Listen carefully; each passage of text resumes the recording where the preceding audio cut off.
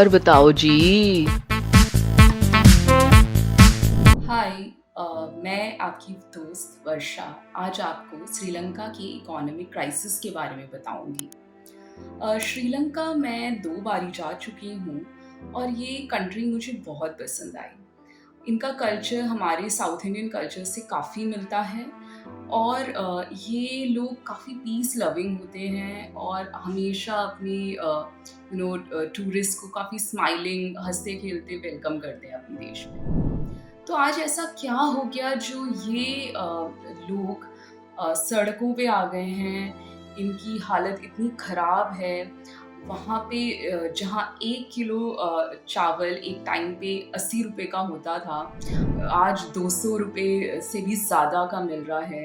दवाइयों की शॉर्टेज है, मेडिसिन्स वगैरह इतनी महँगी हैं। बहुत बहुत ज़्यादा इकोनॉमिक क्राइसिस वहाँ पे चल रहा है और वहाँ के सिटीज़न सड़कों पे आ गए हैं, गवर्नमेंट के अगेंस्ट में प्रोटेस्ट कर रहे हैं। तो हम थोड़ा-सा पीछे चलते हैं।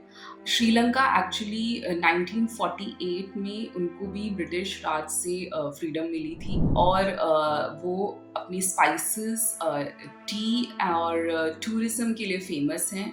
रबर प्लांटेशन के लिए भी दे आर फ़ेमस और ये एक्सपोर्ट करते थे और टूरिज़्म से इनका मेनली रेवेन्यू आता था। और इनका जो फॉरेन एक्सचेंज है और जो यहाँ बाहर लोग जो श्रीलंकन्स गए हुए हैं, वहाँ से इनका जो इकोनॉमी है उससे फंडिंग होती थी और उससे इकोनॉमी चलती थी। लेकिन जब भी कभी भी कोई भी इकोनॉमिक क्राइसिस आया हुआ है श्रीलंका में, तो गवर्नमेंट ने लोन लिए हैं, फॉरेन बैंक से, and they have took 16 loan international monetary fund से।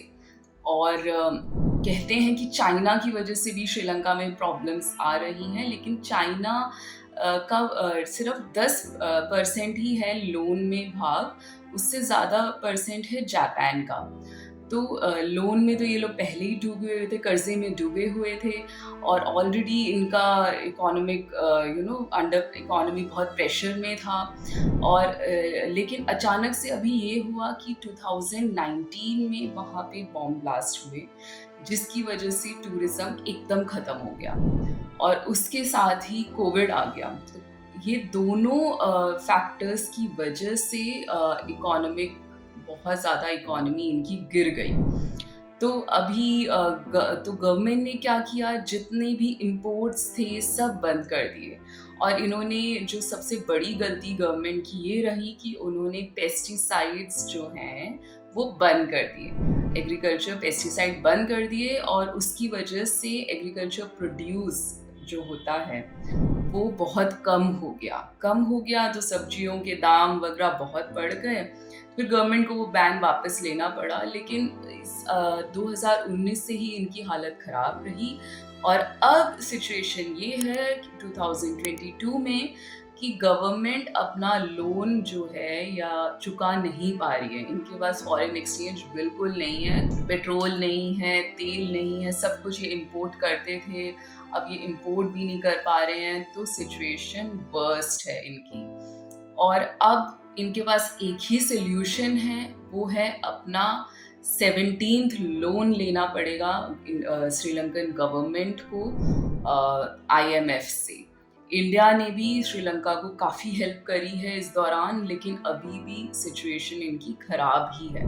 तो अब एक ही सॉल्यूशन है, इनको फिर से लोन लेना पड़ेगा और अपने क्राइसिस को यही सुधार सकते हैं। तो ये आपको बताना ज़रूरी है कि एक अच्छी गवर्नमेंट, एक अच्छी पॉलिसीज़ एक कंट्री की इकोनॉमी के लिए कितना बेनिफिशियल है।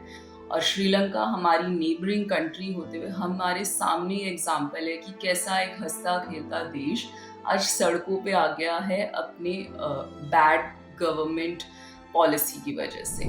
आपको ये वीडियो कैसा लगा प्लीज़ हमें बताइए, कमेंट्स में लिखिए, शेयर करिए, सब्सक्राइब करिए हमारा चैनल और बताओ।